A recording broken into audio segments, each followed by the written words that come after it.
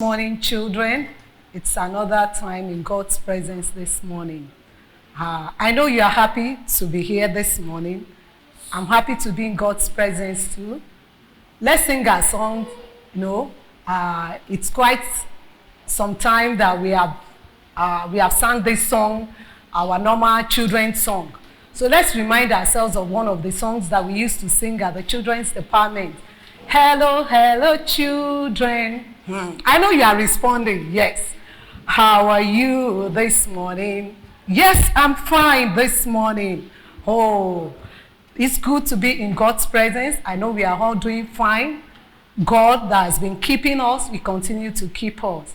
Again, we are in God's presence. We want to share the word of God together. Just to remind ourselves of what we learned last Sunday when Auntie Omotosho was teaching us total obedience. Yes, she taught us total obedience to God. Yes, and I know that you have been taking heed to those precautions she told us last Sunday. Yes, good children, thumb up. God bless you. God bless Auntie too. This morning again, we are going to share the word of God.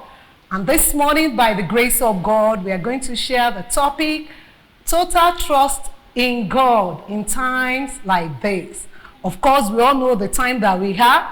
We know the situation. We are in an abnormal situation when you are not going to school like you ought to. And I know that it's a time that everybody do not want. Of course, we did not plan for it, but we have found ourselves there. What are we going to do? What will you do as a child? What will I do as an auntie? What are we going to do all together at a time like this when things are not going as expected, when all that we have planned earlier in the year is not forthcoming? What do we do? What we need to do at a time like this is to trust in God. Trust in God. And I mean total trust in God. What do we understand by total trust in God?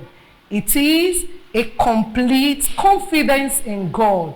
Do you have confidence in God? Do you believe in Him? Do you know Him? Oh, you need that. You need that at a time like this when things are failing.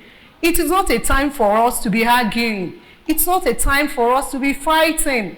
It is not a time for us to be blaming our government and be telling them they are not doing it right.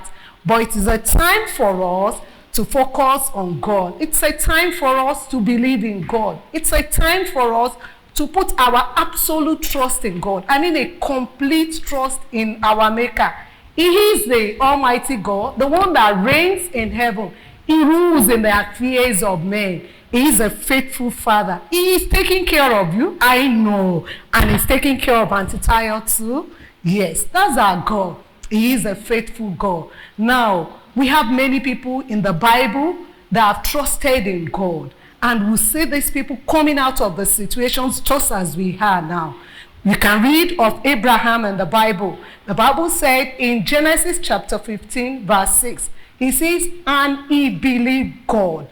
And God counted it for righteousness for him. Just because Abraham believed God, God counted it as righteousness for him. Great. That means it's good for us to believe God. We have Esther too. You know, there was a time they were supposed to clear off, to kill all the Jews, just as COVID-19 is killing people now. But did you know? Esther, she believed in God. She fasted. She told others, let's fast, let's pray. And after the fasting and the prayer, it turned around. They were able to conquer all their enemies. And I'm trusting God that this COVID-19 will soon be a forgotten issue. We will soon forget about it. We will be reading about it as a story. That once upon a time, there was a time all over the world that we had COVID-19.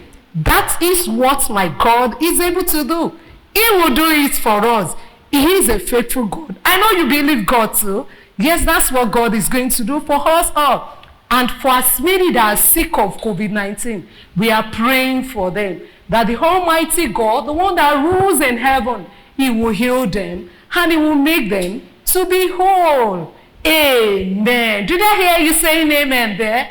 Amen. Now, children, I want us to study the Bible. I want you to open your Bible. Let's open our Bible to Proverbs. Proverbs is the book of wisdom. Let's open to Proverbs chapter 3. Let's see what is written there. That's the text for this morning.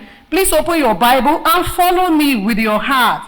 The Bible says, I'm reading from verse 5. It says, trust in the Lord with all your heart, and lean not unto thy own understanding. In all your ways acknowledge him, and he shall direct thy paths. Did you see God talking to us there? He says, in verse 7 it says, be not wise in thy own eyes. Fear the Lord and depart from evil. Did you see? Now you ask me, Auntie, how can I put absolute trust in God? How can I put all my confidence in God? The God I'm not saying. It is simple. We are going to use this test to learn that, how to put our trust in God. The verse 5 says, trust in the Lord with all your heart. So that's the starting point. The starting point is your heart. Touch your heart, children. My heart. This is where God rules. This is where God reigns. Yes, my heart. Your heart is very important. If you want to trust God, you want to put absolute confidence in this Almighty God, the Alpha and the Omega, the one that knows the situation all around us, the one that knows the situation that we are passing through, the one that is keeping us up till now. You want to put your trust in Him. It starts from where? My heart. My heart is where God rules and where God reigns. Your heart is very important. Trust in the Lord with all your heart, and lean not on your own understanding. So the starting point is your heart. What is the state of your heart that you are hearing me? What is the state of my heart? Is my heart right? You know, I cannot see your heart, just as you cannot see my heart. But this God in heaven is watching from above and is looking down into my heart and into your heart. And is saying, is there sin in your heart? Are you still indulging in those little things that are not right? That everybody around you may not see, but this God in heaven sees and is seeing what is going on in your heart. What are you thinking? Is your heart right? The Bible says in Psalm 51 verse 10, it says, create in me a clean heart and renew a right spirit within me. You need your heart to be renewed. You need God to come into your heart. I don't know. Have you given your life to Christ? Or maybe as a result of the lockdown, you have exposed yourself to sin. Now you can come back to Him. You know He's a faithful God. Anytime we sin, we can always come back to Him. He will take us back. That's why the Bible says He stands at the door of our heart. He's always there for us. So what you need to do, the first thing, like I said, is your heart. Your heart must be right. If your heart is not right, then it's difficult for you to trust in God. It starts from your heart. When your heart is right, that is when it will now be easy for you to trust this Almighty God. So I say, trust in the Lord with all your heart. That's the first thing. The second thing, let's look at Bible again. It says, lean not unto thy own understanding. Lean not unto your own understanding. Your understanding is your ability. You're asking, Auntie, what is my understanding? That is your ability. Those things you know how to do. Some of you are very smart. You'll be saying, by the time we resume back to school in September, I will just master all my work, and I'm going to score my marks, and I'm going to be promoted to the next class. Watch it. The Bible says, in that verse 5 says, lean not unto thy own understanding. You know, I'm leaning on this chair now. Even if you push me, the back of the chair will still defend me. That is how to lean on God. You absolutely depend on Him. It's not more about your knowledge again. It's not more about what you know again, but it's about what is God saying. What is God saying? How will God help me out of this situation?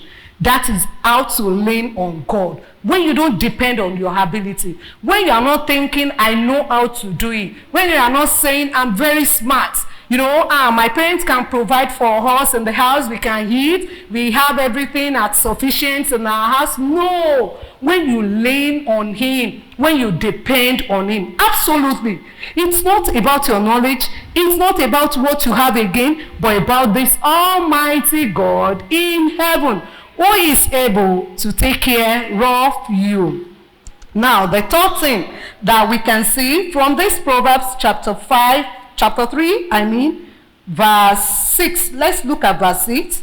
We have treated 5. Verse 6 says, in all your ways acknowledge him, and he shall direct your path. Do you acknowledge God? Do you acknowledge God? Did you see God as being the one to rule your life?